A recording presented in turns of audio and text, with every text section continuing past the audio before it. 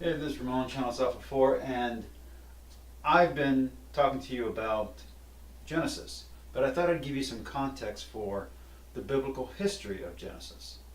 I know what you're saying, biblical history, some people already checked out. But wait, there's actual history here. So, part of the reason why a few videos ago I didn't show you a picture of the ziggurat is because I don't own any photos of it. And with YouTube being tighter on its rules and its copyright restrictions, I didn't feel like taking a chance. So how am I going to show you some detailed information on the background to the biblical stories? Well, here's something you don't know about me. One of my hobbies used to be map making. And I give you a map. Okay, so that's Spain, that's Italy, that's Greece, that's Turkey. At this time, this would be the Hittites. Over here would be Troy. This is Phoenicia. This is Canaan, or Jerusalem. That's Egypt. Over here is Babylon. That's Assyria. That's Sumer. That's Arabia. So we're talking about the biblical stories start off here with the Garden of Eden. Come over here with Ur. Come up over here when you get to Babylon, and then when you're getting through the desert, which we haven't gotten to yet, they'll start coming this way, and then they'll end up in Egypt, and then they'll come back this way. But why am I showing you this? Well, because it mentions certain places that can give you an idea of what empires were around. The Greece that they mention would be either Minoan or Mycenaean Greece. Up here, the Hittite Empire. Well, the Hittite Empire starts off at a specific date and ends at a specific date.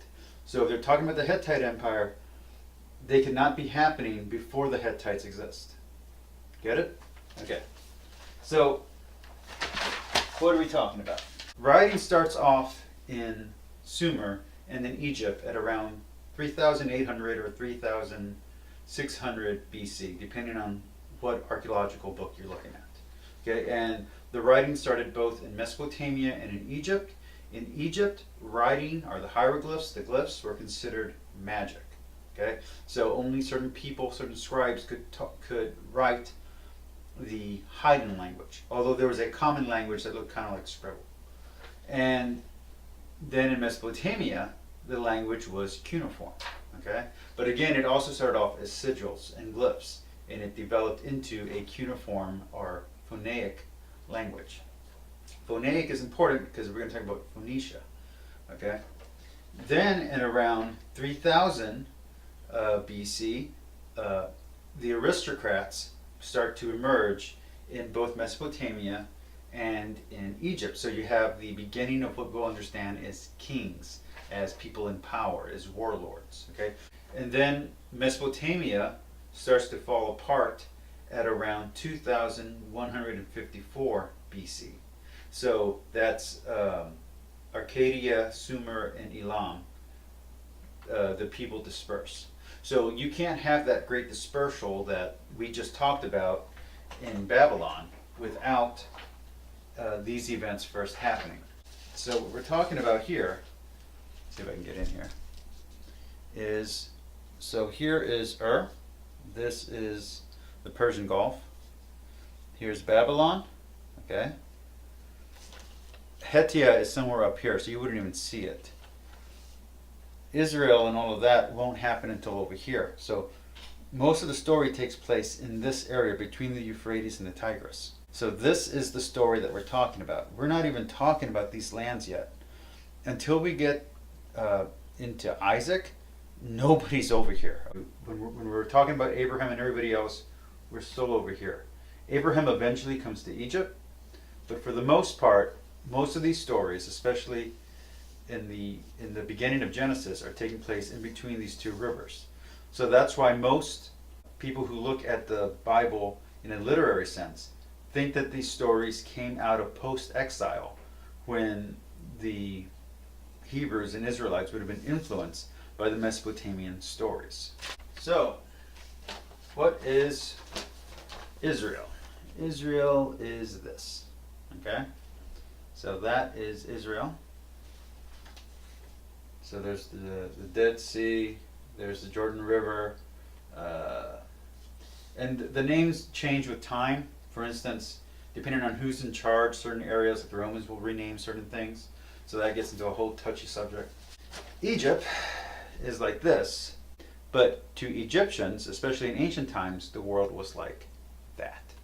This is Upper Egypt, this is Lower Egypt, this is the Mediterranean. Okay? So that's how they saw the world. This is how we see the world. So what about Hettia? Because everybody talks about Heshu. Okay, so the Hittites are over here in modern day Turkey. Okay, so Troy's over here, and this is Ilium. So this is where you'd be interacting with the Mycenaeans and with the Minoans, is through here, through trade from here. And also through Cyprus and Rhodes. Okay, so this is how the ancient world sees the entire world. So you're not talking about a wide area, you're talking about a very small area that fits roughly into the state of Texas. In fact, all of Israel, all of Palestine fits in basically New Jersey. So you're talking about very small, compact areas. All of the Mediterranean fits inside the United States. Think very compressed areas. So who were these populations? What did they believe? Because we're hearing a lot of information, but if you don't know the history, you're not really understanding what they're talking about. So the Mesopotamians had a specific set of gods. That's Marduk, Iniku, the goddess of wisdom, Shamash, or Uta, the sun god, Ishtar, the goddess of love, Inanna, Dumizu, the god of the underworld, that would be, we would understand as the devil or as Hades. And then demons as we understand them in our culture come from Mesopotamia, and this includes Lilu or Lilith. So if you ever wondered where that myth comes from, the demon of the desert that steals the babies, basically when you couldn't explain infant baby death, you would blame it on a Lilu coming in and eating it. But originally she's not a bad guy. In the Mesopotamian, she's a good guy. So even though in later religions you'll understand these guys as bad people or as bad deities, here they're the heroes of these myths. So what about Egypt? Well, Egypt, you get Autumn, which would be later turned into Ra, and that's the sun god. You have Osiris and Isis and Horus and Set. And Set is basically their devil, or their trickster god. You have Nut and you have Hathor. Hathor is important to mention here because it was either her or Ishtar who was the famous golden calf that the Israelites worshipped while Moses was up getting the Ten Commandments. That's who that is. So you have a reference for what these stories are. Then here comes the Phoenician. And a lot of the Phoenician gods are the main bad guys in a lot of the ancient texts of Genesis. So you have Anith, the goddess of love and war. You have Asherah, the goddess of Babylon. You have Atar, the morning star, and his female version, or the avatar, Athart. So this is Lucifer. Okay. Now that name doesn't even show up until the Roman, so don't get ahead of yourselves, people. Okay. Then you have Baal, the storm god. That's the main bad guy. Okay. That's the god you're not supposed to worship in the ancient text. That's the guy who you're supposed to stay away from. Okay. Then you have El, the ruler of the universe, the Most High. This name, El, is the same name that shows up in early Genesis stories in the place of the word God. Okay? So that's very important to understand that we're drawing these names from, and these words from other ideas. Like the word God, theo, is a Greek word. Okay? So theology, theogony. Okay? Theogony, theo, the study of the gods. So we take it from plural and we turn it into singular. So we take it from theos to theai. Okay? So understand that we're taking these words from different languages and we're just applying them into our language. Okay? Then we have Moloch, which is the god of fire, and Ishat, which is a goddess of fire. And that's very important for anybody who likes Hannibal. Okay? You have Kotharat, the goddess of marriage, which is again, could be Hathor, could be Ishtar, could even be Isis. Isis is interesting because she's one of the few goddesses who survives into the modern age. She was worshipped as late as the Enlightenment, which is such a shame that her name has now been dragged through the mud by monsters, by modern day real life monsters, because she represented love and intellectuality and wisdom and secret knowledge. Lotan.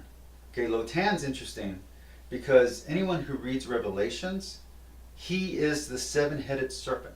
Okay, so you want to know who the seven-headed serpent is? Quit looking. Quit trying to figure out the mystery. It's Lotan. Okay, that's him. That's the reference. Okay, there's Melkart, which is the king of the dead. Again, they're Hades. Mot, which is the god of death. Ashir, the goddess of love. Shapish, the sun goddess, notice here. And Tanat, which is the chief goddess of Carthage. Carthage is important here because Carthage is originally from Phoenicia. That's where they came from. They're a colony from Phoenicia. And Phoenicia is part of the Canaanite lands. Okay? So the society changes, but the way that we find out this information is that the most powerful version of that society, they left records. So we can go back and find out who all these gods and what all these beliefs were and who the goddesses were. Okay? So just to give you a little background on what the biblical text means and a little context as to what we were actually looking at. Because I understand that if you don't know this, all of this stuff doesn't make a lot of sense and you're just kind of like trying to figure out in your own life what it's talking about. It's not talking about your own life. They're making direct references to real beliefs in real places at that time. So that's why the story flows the way that it does. And if you're going to want to understand the broader context and how to apply that to your life, you need to understand what they were talking about. Anyway, that's it. Peace, like, and subscribe.